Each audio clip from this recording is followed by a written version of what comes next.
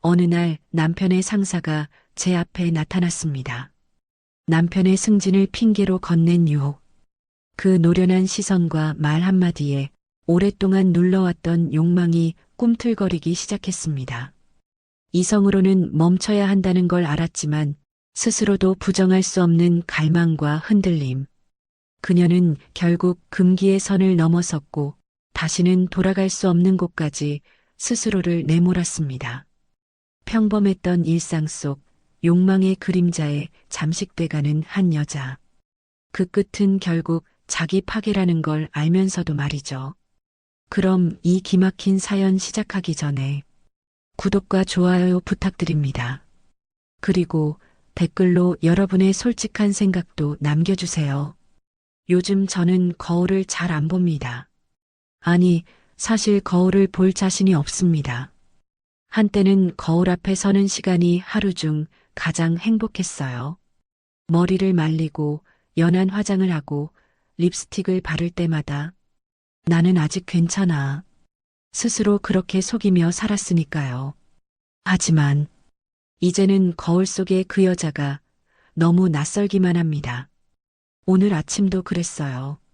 세면대 위에 떨어진 하얀 머리카락 몇 가닥을 치우다 무심코 고개를 들었어요. 거울 속 주름진 얼굴, 힘없이 축 처진 눈매, 퀭해진 다크서클, 푸석한 피부. 한때는 그래도 나도 예쁜 편이었는데 그랬던 제가 어느새 이렇게 늙어버렸더군요. 정말 이게 나야? 한소라 53, 53년을 살아왔습니다. 남편을 만나 결혼한 지는 28년. 그 긴 시간 동안 저는 아내로, 며느리로, 엄마로 그렇게만 살았습니다. 언제부터인가 여자라는 이름은 제 삶에서 조용히 지워져 갔어요. 남편 박재훈, 올해 56, 밖에서는 인정받는 사람입니다. 성실하고 책임감 있고 회사 사람들 사이에선 믿음직한 선배로 통합니다. 그런데 그 사람의 시선이 제게 머문 적이 언제였던가요?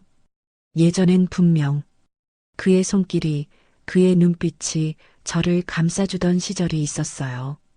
하지만 지금은 마치 그 사람 옆에 있는 저는 존재감 없는 가구 같아요. 그가 저를 볼 때의 표정은 늘 피곤하거나 무심하거나 가끔은 그냥 공기 취급일 때도 있습니다. 침대 위에 우리는 더 말할 것도 없어요. 언제부턴가 서로의 몸을 만지는 일조차 어색해졌으니까요. 아니, 남편은 그런 걸 원하는 기색조차 없습니다. 그저 잠깐의 대화, 형식적인 일상, 반복되는 무관심. 그게 지금 우리 부부의 전부입니다. 그날 이후 저는 이상하게 잠을 제대로 잘 수가 없었습니다. 머리만 베개에 닿으면 남편 박재훈의 얼굴과 그리고 그 남자의 얼굴이 번갈아 떠올랐거든요. 남편은 여전히 무심했습니다. 언제부턴가 저를 바라보는 그의 눈빛에서는 아무런 온기도 느껴지지 않았어요. 그의 손끝이 제 몸을 마지막으로 스쳐간 게 언제였는지도 이젠 가물가물합니다. 가끔 그런 생각을 했어요. 이 집에서 제가 정말 필요한 사람인지 아니면 그냥 밥 차리고 빨래하고 청소하는 사람일 뿐인지요. 오늘 아침도 그랬습니다. 식탁 위에 따끈한 밥을 차려놨는데 남편은 휴대폰만 바라보고 있었어요. 스크롤을 내리는 손끝만 바빴지 제 쪽으로는 시선조차 주지 않았습니다. 그런 모습을 바라보고 있으니 괜히 가슴 한구석이 허전해지더라고요. 여보, 요즘 많이 피곤해 보여요. 조심스럽게 말을 건넸습니다. 남편은 휴대폰에서 눈도 떼지 않은 채 툭 내뱉듯 말했어요. 일이 많아서 그래. 또 뭐? 딱딱하고 차가운 목소리였습니다. 늘 그랬어요. 제 염려 같은 건 그 사람에게 아무 의미도 없었죠. 그렇게 식탁을 마주하고 있으면서도 우린 서로의 온기를 느낄 수 없었습니다. 그렇게 또 하루가 흘러갔어요. 남편은 퇴근하자마자 피곤하다며 침실로 들어가 버렸고 저는 거실 소파에 앉아 멍하니 천장을 바라보며 한참을 그렇게 있었습니다. 그때였습니다. 휴대폰 진동이 울렸어요. 낯선 번호였어요. 한참을 망설이다가 결국 전화를 받았습니다. 여보세요? 익숙하면서도 묘하게 낯선, 낮고 단단한 남자의 목소리가 들려왔어요. 소라 씨, 저 기억하시죠? 강태석입니다. 그 순간 심장이 쿵 하고 내려앉는 느낌이었어요. 그 사람의 목소리, 회식 자리에서 들었던 그 낮고 묵직한 울림이 다시금 귓가에 맴돌았습니다. 아, 네, 부장님. 이 시간이면 좀 늦은 거 아닌가요? 당황한 마음을 숨기며 최대한 담담하게 물었습니다. 그의 목소리에서 부드러운 웃음이 흘러나왔어요. 그 웃음 속엔 여유로움과 노련함이 묻어 있었어요. 늦긴 하죠. 근데 그냥 소라 씨 목소리가 듣고 싶어서요. 순간 가슴이 뜨끔했어요. 그 말이 단순한 인사치레인지 아니면 다른 의도인지 이미 제 머릿속은 복잡하게 돌아가고 있었습니다. 남편 승진 때문에 전화하신 거 아니세요? 모르는 척 넘길 수 없었어요. 그 사람의 속셈쯤은 저도 이제 어렴풋이 짐작할 수 있었으니까요. 그는 피식 웃었습니다. 그 웃음이 저를 더 불안하게 만들었어요. 똑똑하시네요. 뭐, 그런 셈이죠. 근데 승진이라는 게 능력만으로 되는 게 아니잖아요. 가슴이 서늘해졌습니다. 그렇다고 전혀 모르는 얘기도 아니었어요. 세상 돌아가는 이치쯤은 저도 압니다. 그런데 그렇게 뻔한 속셈을 알고 있으면서도 전화 한 통에 이렇게 가슴이 뛰는 저 자신이 너무 싫었어요. 그래서 제가 뭘 해야 되는 거예요? 입술이 떨렸어요. 그 떨림 속엔 두려움과 이상한 기대가 뒤섞여 있었어요. 그는 천천히 말을 이어갔습니다. 맞나요? 부담 갖지 말고요. 그냥 차 한잔 하는 거예요. 차 한잔. 그렇게 순수하게 들릴 리 없다는 걸 저는 뻔히 알고 있었어요. 그런데도 제 입에서는 엉뚱한 말이 흘러나왔습니다. 어디로요? 그 순간 제 안에 숨어있던 또 다른 제가 고개를 들었어요. 위험한 선택을 부추기는 낯설지만 익숙한 제 모습이었어요. 주소는 문자로 보낼게요. 그렇게 통화는 끝났습니다. 곧이어 도착한 문자. 라움 라운지 2층 VIP룸. 내일 저녁 7시. 예쁘게 하고 오세요. 휴대폰 화면을 바라본 채 저는 한참을 그 자리에 멈춰 서 있었어요. 손끝이 살짝 떨렸습니다. 그 떨림 속엔 두려움만 있는 게 아니었어요. 창밖으로 저녁 노을이 붉게 물들고 있었어요. 그 붉은 빛을 바라보며 저는 천천히 깨달았습니다. 제 안의 균열은 이미 시작되었어요. 이제 그 균열은 더 깊어질 수밖에 없을 것 같았습니다. 돌아갈 수 없는 강을 저는 향하고 있었어요. 그날 밤 저는 좀처럼 잠에 들지 못했습니다. 거실 창밖으로 깜깜한 어둠이 내려앉았고 벽시계 초침 소리만 유난히 크게 울렸어요. 하지만 제 마음속은 더 어두웠습니다. 라움 라운지, VIP룸. 예쁘게 하고 오세요. 강태석 부장의 문자가 머리에서 떠나질 않았어요. 단순한 초대가 아니라는 걸 저는 너무 잘 알고 있었거든요. 그런데도 이상했어요. 두려움보다 망설임보다 그 말 한마디에 가슴 한구석이 묘하게 뜨거워졌어요. 그 사실이 더 부끄럽고 더 서글펐습니다. 다음 날 아침 저는 무심코 거울 앞에 섰어요. 물끄러미 제 모습을 바라보았습니다. 거울 속 여자, 그 여자는 분명 저였어요. 그런데 또 저 같지 않았습니다. 쓸쓸하고 지쳐있고 어느새 희미해진 여자. 한때는 저도 사랑받고 여자로서 빛나던 시절이 있었어요. 남편의 눈빛 속에서, 남의 시선 속에서 그걸 느낄 수 있었거든요. 그런데 이제는 세월이 만든 주름과 남편의 무관심이 남긴 허기만이 남아 있었어요.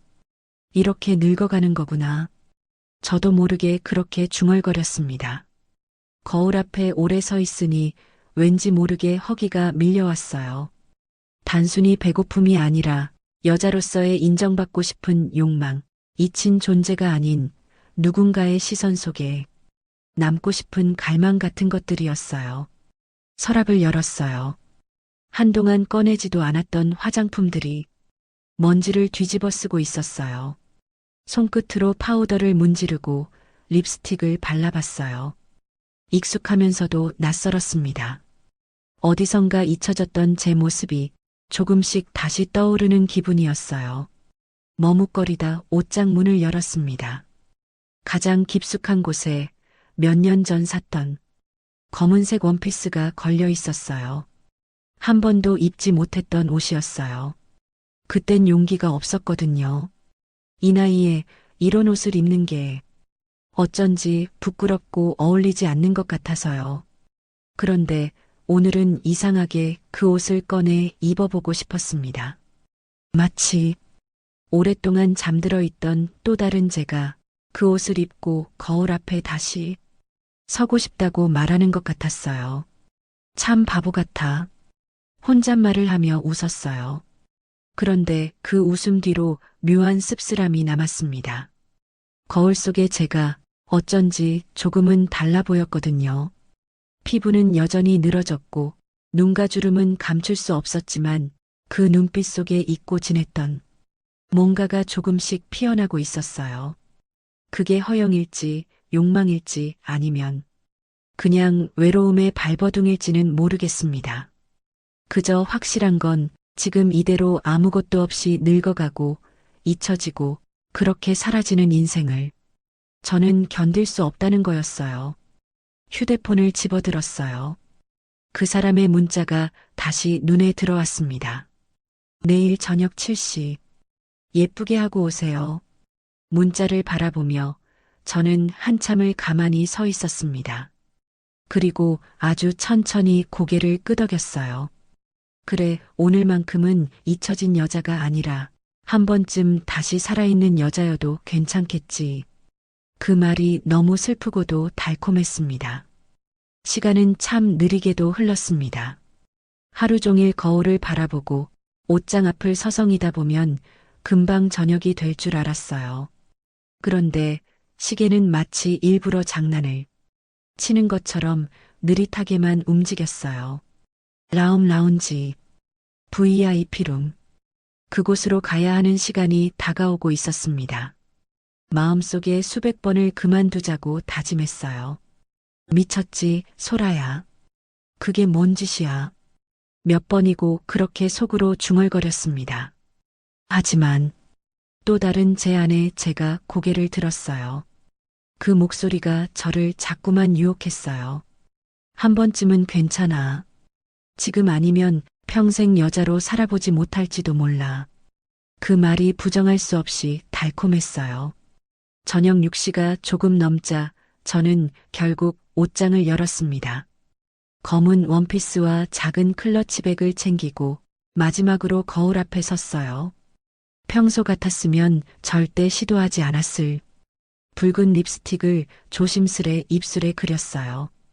입꼬리를 따라 선명하게 번지는 붉은색이 이상하리만큼 낯설면서도 한편으로는 너무 자연스러웠어요. 거울 속에 제가 저를 바라봤습니다. 늘어진 주름과 흐릿한 피부 아래로 어딘가 살아 숨쉬는 여자 한 사람이 보였어요. 이게 정말 나일까? 그 말이 공허하게 흩어졌습니다. 차를 타고 라움 라운지로 향하는 내내 심장이 계속 쿵쾅거렸어요. 차창 밖으로 스치는 불빛들이 마치 제 마음속 욕망을 조롱하는 것 같았어요. 늦은 저녁의 서울은 여전히 붐볐고 사람들은 아무 일 없다는 듯 바쁘게 걸어 다녔어요. 그들 사이에 저 같은 여자가 있다는 걸 아무도 모를 테지요. 라움 라운지 앞에 도착했을 때 저는 깊게 숨을 들이쉬었습니다. 자동문이 열리고 고급스러운 조명 아래로 들어서는 순간 발걸음이 멈췄어요. 돌아가 지금이라도 그렇게 말하고 싶었어요. 그런데 제 두 다리는 이미 그곳을 향해 걷고 있었습니다. VIP룸 앞에 섰을 때 문 너머로 작은 웃음소리가 새어나왔어요. 문을 두드리려는 제 손끝이 살짝 떨렸어요. 그 순간 안쪽에서 문이 열렸습니다. 소라 씨 오셨네요. 강태석 부장이 서 있었습니다. 그 사람의 눈빛이 지난번과는 또 다르게 느껴졌어요. 가벼운 미소, 여유로운 몸짓, 노련한 그 분위기, 그 모든 게 저를 압도했습니다. 늦진 않았죠? 조심스럽게 물었어요. 그는 웃으며 고개를 저었습니다. 아니요, 딱 좋은 타이밍이에요. 그 말 한마디에 제 안의 불안과 설렘이 뒤섞여 흔들렸습니다. 그 방 안으로 발을 내디디는 순간 저는 알 수 있었어요. 이미 이 순간을 마음 한구석에선 기다리고 있었다는 걸요. 테이블 위엔 와인 한 병과 두 개의 잔이 놓여 있었어요. 은은한 음악이 흐르고 창밖으론 도심의 야경이 번쩍였습니다. 강태석 부장은 잔을 채우며 말을 이었습니다. 남편 승진 생각보다 간단한 문제일 수도 있고 소라 씨의 선택에 달린 문제일 수도 있고요. 그 말에 저는 숨이 잠시 멎는 느낌이었습니다. 그 속셈을 모르지 않았어요. 그런데도 그 사람이 입에 담는 말들이 이상하리만큼 저를 자극했습니다. 저도 모르게 잔을 집어들었습니다. 와인 한 모금이 목을 타고 넘어가는 순간 가슴 한구석에서 뜨거운 무언가가 차올랐어요. 정말 제가 뭘 선택해야 하는지 아세요? 제 목소리는 떨리고 있었어요. 그 떨림을 그 사람은 꿰뚫어 보고 있다는 듯 느긋하게 웃었습니다.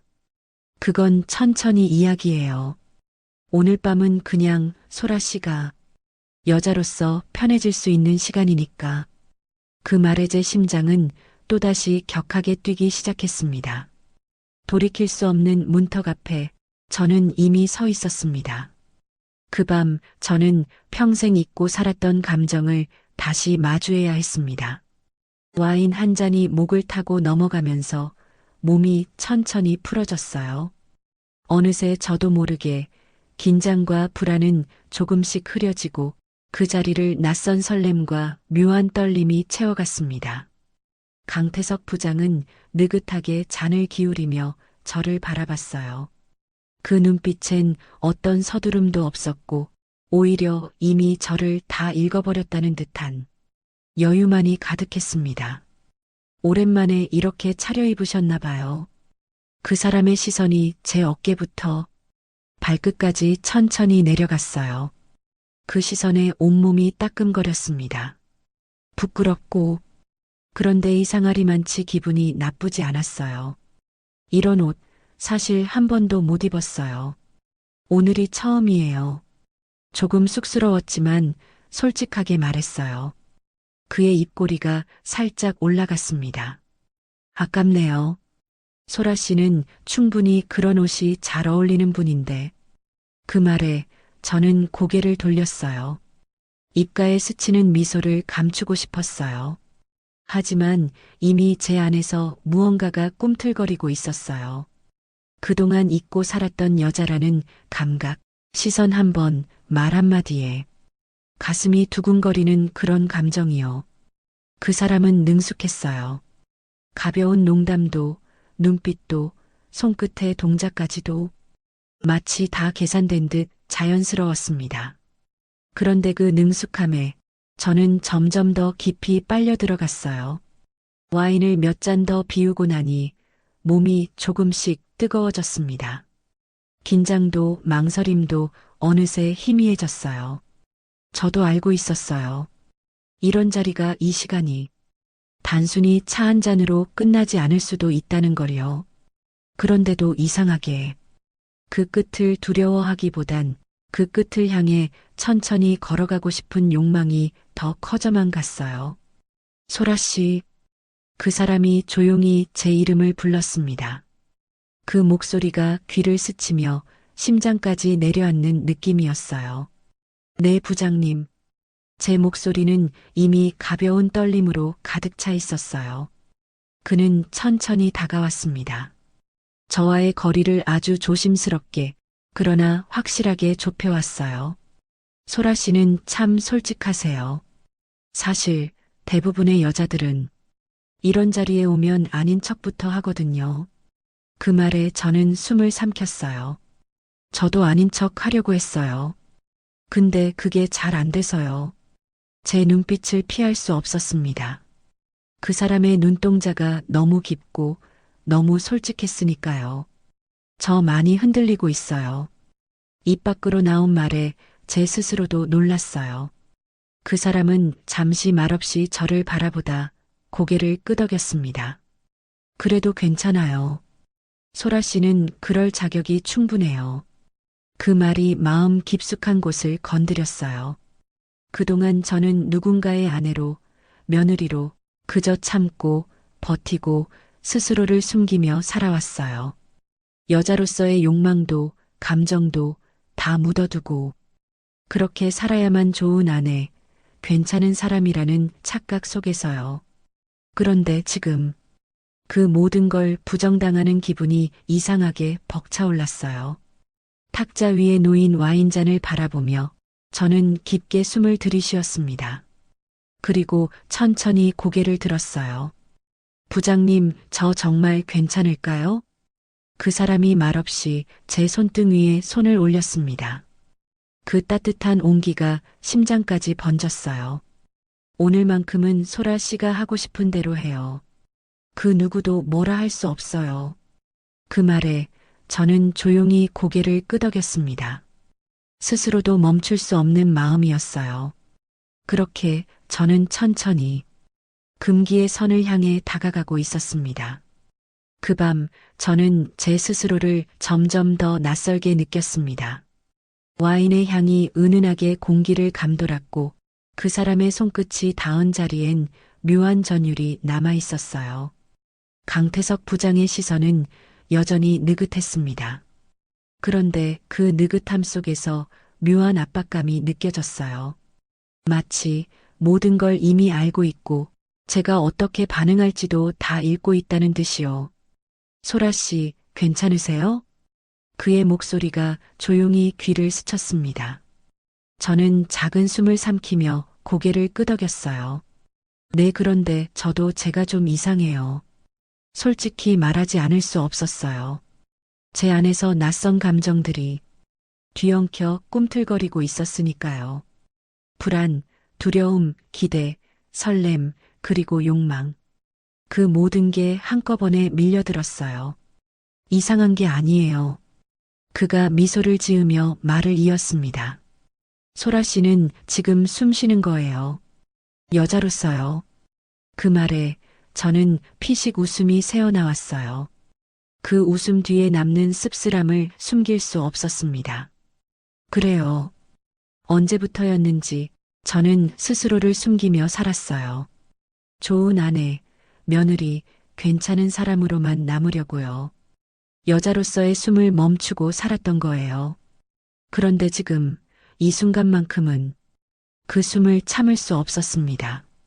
그 사람은 와인잔을 비우며 다시 저를 바라봤어요. 소라 씨, 이쯤에서 나가서 바람 좀 쐬실래요? 그 말에 저는 순간 당황했어요. 그런데도 그 제안이 싫지 않았습니다. 라운지 밖으로 나오자 밤 공기가 차갑게 살결을 스쳤어요. 도심의 불빛들이 반짝이고 차량들의 소음이 멀리서 들려왔습니다. 그런데 제 안은 그 어느 때보다 조용했어요. 강태석 부장은 제 옆을 천천히 걸으며 말했습니다. 서울 참 숨막히죠? 저는 가끔 이 도시가 사람을 조여온다는 생각을 해요. 그 말에 저는 고개를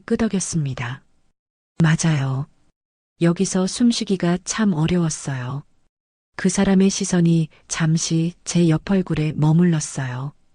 이 도시에서라도 소라 씨, 숨통이 조금 트였으면 좋겠어요. 그 한마디에 가슴 깊숙한 곳이 울렸어요. 그동안 남편도 가족도 누구도 묻지 않았던 말이었거든요. 저는 그저 참고 버티고 견디며 살아왔습니다.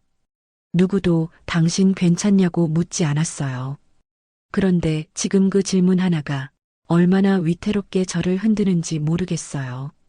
걸음을 멈췄을 때 그 사람의 손끝이 다시 제 손을 스쳤어요. 그 순간 제 심장이 깊은 심연으로 빠져드는 것 같았습니다. 소라 씨, 오늘 이 밤이 소라 씨 인생에 조금은 특별한 기억으로 남았으면 좋겠어요. 그 말에 저는 더 이상 아무 말도 할 수 없었어요. 이미 전응금기의 선을 넘기 직전이었습니다.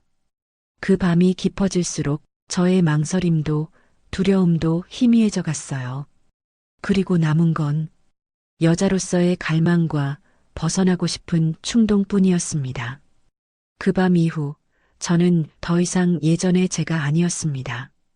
그 사람의 손끝이 제 살갗을 스쳐가던 순간 마음 한구석에서 무너져 내리는 소리가 분명히 들렸어요. 그게 쾌락이었는지 후회였는지 아니면 그냥 오래 참고 눌러왔던 본능의 폭발이었는지는 잘 모르겠습니다. 분명한 건 저는 그 선을 넘어버렸고 다시는 되돌릴 수 없다는 거였습니다. 집으로 돌아오는 택시 안 창밖으로 스치는 불빛들이 마치 저를 조롱하는 것 같았어요. 평소와 똑같은 거리, 똑같은 건물들이었는데 세상이 달라 보였어요. 그리고 그 달라진 세상 속에서 제 모습도 낯설기만 했습니다. 거울을 바라볼 때마다 느껴지는 깊은 주름과 늘어진 살, 그 속에 여자로서의 저는 이미 끝난 줄 알았어요. 그런데 아니었어요. 그 밤 저는 분명히 다시 여자가 되었어요. 누군가의 시선 아래서, 손길 아래서 다시 뜨겁게 숨쉬고 있었어요. 그 사실이 두려웠고 또 이상하게 저를 흥분시켰어요. 현관문을 열었을 때 남편은 거실 소파에 앉아 있었습니다. 스마트폰을 바라보며 피곤한 얼굴로 숨을 몰아쉬던 남편. 그 모습이 너무 익숙했어요. 그러면서도 그 사람과 저 사이에 놓인 차가운 거리감이 더 선명하게 느껴졌습니다. 왔어? 그 한마디, 그 흔한 관심조차 없는 말투가 이상하리만큼 서글펐어요. 저는 대답 대신 고개만 끄덕이고 방으로 들어갔습니다. 침대 위에 앉아 오래도록 두 손을 바라보았어요. 조금 전까지 그 사람의 손길이 머물렀던 곳. 그곳엔 아직도 미묘한 온기가 남아 있었어요. 스스로가 한심하다고 느껴졌습니다. 수치스러웠고 죄책감이 밀려왔어요. 그런데 그 모든 감정 위로 이상하게도 또다시 떠오르는 그 밤의 잔상들. 그 사람이 제 귀에 속삭이던 말들, 따뜻했던 손끝, 그리고 그 순간 제 안에서 터져버린 숨겨왔던 갈망들. 한솔아, 넌 정말 끝까지 바보야. 저는 조용히 중얼거렸어요. 그 말이 공허하게 허공에 흩어졌습니다. 침대에 몸을 눕혔지만 좀처럼 잠이 오지 않았어요. 눈을 감을 때마다 거울 속 제 모습과 그 사람의 얼굴이 교차했어요. 그 밤을 없던 일처럼 덮어두고 살 수 있을까? 아니면 이미 멈출 수 없는 걸까? 그 답을 찾을 용기가 지금 제게는 없었습니다. 다만 한 가지 분명한 건 그 선을 넘은 뒤에 저는 다시는 예전으로 돌아갈 수 없다는 사실이었습니다. 그 다음 날 아침 평소와 다를 것 없는 일상이 시작됐습니다. 남편은 출근 준비로 분주했고 저는 늘 하던 대로 식탁에 밥을 차려놓았습니다. 겉으로 보기엔 아무 일도 없었던 것처럼 보였어요. 집 안가득 밥 냄새가 퍼지고 뉴스 소리가 텔레비전에서 흘러나왔습니다. 하지만 저는 그 속에서 숨이 막혀왔어요.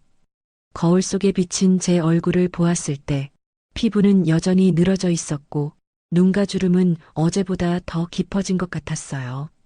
그런데도 그 눈빛 속엔 지워지지 않는 흔적이 남아 있었어요. 그 사람의 손길, 숨결, 그리고 속삭임. 모두 지워버리고 싶었지만 제 안엔 이미 깊게 새겨져 있었어요. 남편은 평소와 다를 것 없이 무심했습니다. 밥을 먹으며 휴대폰을 바라보고 서둘러 양복을 챙겨 입고 출근 인사도 대충 건넸습니다. 다녀올게. 그 말 한마디에 저는 어색한 미소를 지었습니다.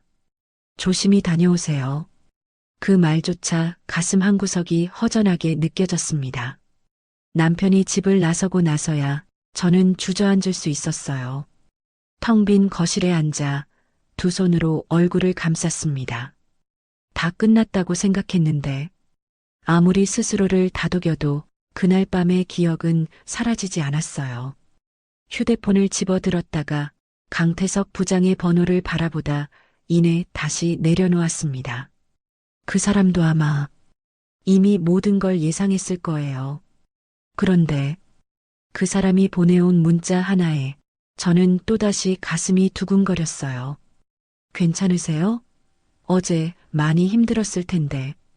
짧은 문장 속에서도 그 사람의 여유와 계산된 다정함이 느껴졌습니다. 그런데도 저는 그 문자 하나에 혼란스러워졌어요. 정상적인 일상으로 돌아간 척, 남편 곁에 평범한 아내로 서 있는 척. 그렇게 살 수 있을 거라 생각했는데 이미 제 마음은 그곳에 머물러 있지 않았어요. 거울 앞에 다시 섰습니다. 붉은 립스틱 자국이 살짝 남아있는 입술을 바라보며 저는 조용히 중얼거렸습니다. 나는 대체 뭘 하고 있는 거야? 그런데도 그 물음에 쉽게 답을 내릴 수 없었습니다. 그날 이후 욕망의 그림자는 제 곁을 떠나지 않았고 그 그림자가 깃든 마음을 저는 스스로 떼어낼 자신이 없었습니다. 시간이 지날수록 저는 스스로를 속이는 게 점점 더 힘들어졌습니다. 평범한 척, 아무 일 없는 척, 여전히 남편의 곁에 평범한 아내인 척, 그렇게 살아가려고 했어요. 그런데 그게 점점 버거워졌습니다. 강태석 부장의 연락은 멈추지 않았어요. 매일 같이 오는 짧은 문자, 별것 아닌 안부처럼 보이지만 그 안엔 분명한 유혹과 압박이 깃들어 있었습니다. 잘 지내세요? 생각나요. 다음은 언제 볼 수 있을까요? 그 사람의 메시지를 볼 때마다 제 마음 한구석이 뒤흔들렸어요. 그런데도 정작 제가 그 문자를 기다리고 있다는 사실이 더 괴로웠습니다. 남편은 여전히 무심했어요. 늘 바쁜 척, 피곤한 척, 집 안에서조차 저를 스쳐 지나가듯 대했습니다. 가끔 남편을 바라보다 문득 이런 생각이 들었어요. 저 사람 옆에 있으면서도 나는 점점 더 혼자가 되어가고 있구나. 거울 앞에 서면 그 생각이 더 선명해졌습니다. 늙어가는 얼굴, 늘어진 피부, 깊어지는 주름. 그 속에 숨겨진 욕망과 흔들림을 이제는 제 스스로도 부정할 수 없었습니다. 그리고 그 사람이 보낸 또 한 통의 문자. 오늘 저녁 식사라도 같이 하죠. 그냥 밥 한 끼예요. 아무 부담 없이. 그 짧은 말 속에 담긴 의도를 모르지 않았어요.